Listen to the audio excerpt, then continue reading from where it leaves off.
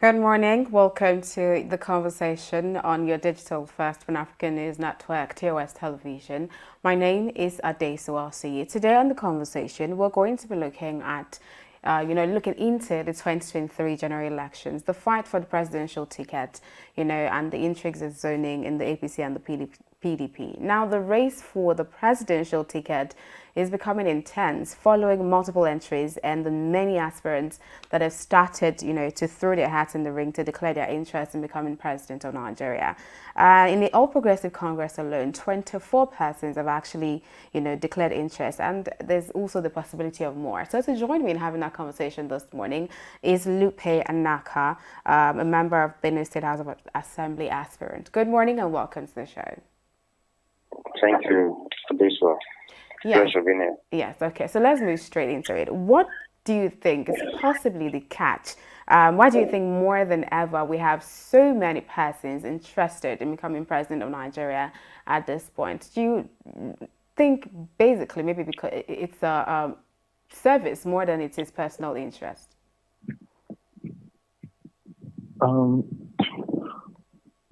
Firstly, we look at the issue of the price of nomination forms. Okay. When we look at what we have in the PDP and what we have in the APC, two different. I think the PDP have made the nomination forms very affordable. Yeah. And when the APC came up with their previous fee for the presidential form, initially I thought it was to put some people off so that it will have only few people come to buy, or they want a particular group of people not to purchase the form. But it's quite alarming at the number of people who have still gone ahead to purchase the forms in the APC, and it goes to tell how much the APC government have put a blind eye, turned a blind eye to the corruption going on in this country. Now, if you had that number of people purchase the presidential form, and it's just one person that's going to win the primaries, the rest of the people there probably are looked at people who are going to be compensated with maybe a ministerial position or head of a board or one or two other positions as a compensation. Now, when they give them such compensation and they go into the office, what do you expect from them after billing out 100 million naira by form? Now, this is just for the form. It's not even talked of how much they are spending on their campaign. Yeah. And the APC is enriching themselves at the sort of the Nigerians. See how much hardship they have inflicted on the country. Today, ASU is on strike. We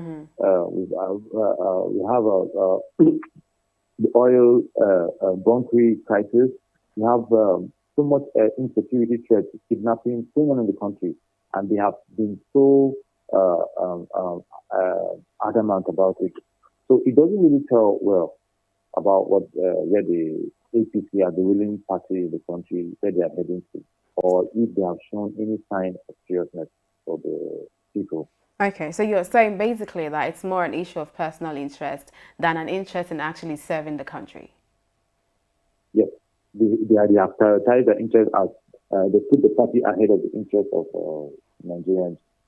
Okay, so what would now this spell for party primaries and by extension the presidential election in 2023? Sorry, come again. So I'm asking that what does this spell? What is the implication of all of this on the party primaries and by extension, the presidential election in 2023? The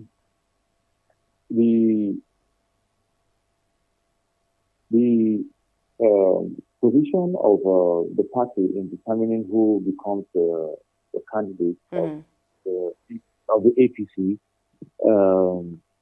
Are you asking in terms of zoning or in terms of where the party stands? Yes, particularly zoning, actually. Zoning and then the consensus. Do you think the consensus would be like Yeah, I'm listening. Now, if you're talking of zoning, at this point in time, you've allowed so many people come and buy forms. Is it when they have purchased forms, you want to start telling them about zoning? That, oh no, you shouldn't go, you should go.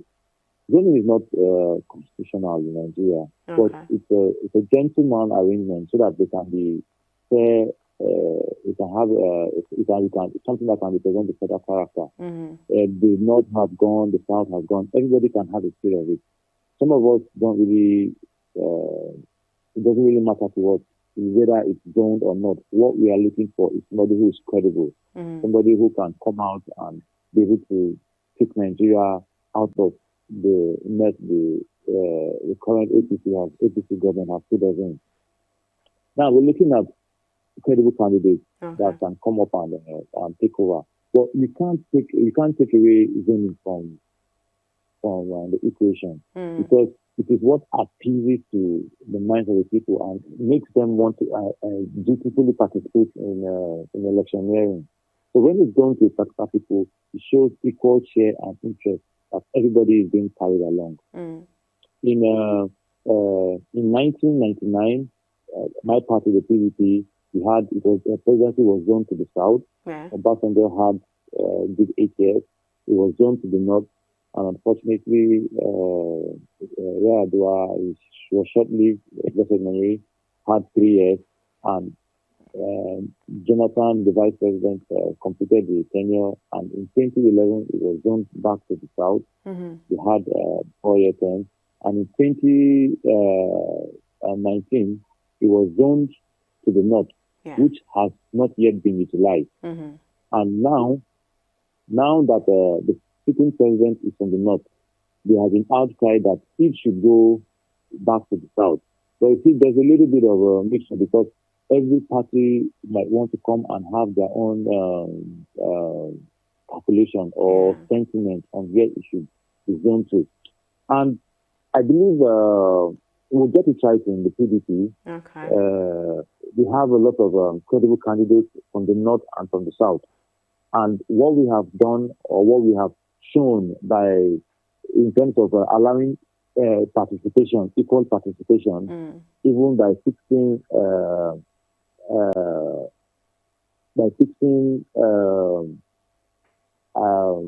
the prices of nomination from very affordable funds for all the positions. It shows well that the PDP has the interest of Nigeria and Nigerians at heart. The prices of the nomination forms in PDP is almost equal to what other political parties, smaller political parties are also looking for their own nomination forms. I looked at the prices of other political parties. It was almost the same thing. Some of them were even higher than that of the PDP. So I commend my party for what they have done so far. They've shown that they are actually interested in putting Nigeria and Nigerians first. Okay. Before I let you go, let me take you quickly to what one of the APC presidential aspirants said. That's Bola Tinubu. In regards to everything we're seeing playing out in the party as regards the number of persons declaring interest, he did say it's a plus for Nigeria's democracy. Do you agree with that? Sorry, you will have to come again on that question. Yes, I said that APC presidential aspirant Bola Tinubu did say the number of people we're seeing declaring interest in running for the presidency at this point is a plus for Nigeria's democracy. It speaks well of Nigeria's democracy. Do you agree with that? It doesn't speak well of Nigeria's democracy. The mass number of people who have declared interest in APC, right? It doesn't. It's a flop to democracy in Nigeria. It's a shame. How so? If you put the presidential forms at such exorbitant amount, and we have mass exodus of people or mass interest of people coming in there to come and purchase the form, it doesn't tell well. Like I said earlier, why are they buying it? Because I felt that if they put the price of the nomination forms at 100 million, it will scare a lot of people to even leave the party. But more people are even buying. I think at 100 million, my party, the presidential form is at 40 million. Yeah. The APC is at 100 million, 2.5 times more than that of by party. And you have more people have purchased forms in the APC than in the PDP. And what does it go to tell you? It goes to tell you that the party or the political system most of the higher class or the older class have flawed the political system. Okay. Most of the people who have purchased the forms in the APC are people who are part of the government. You have ministers there, you have governors there, you have even the CBN, even the central bank governor. Yeah. These are people who are part of the system, part of what has taken this country down to the ground.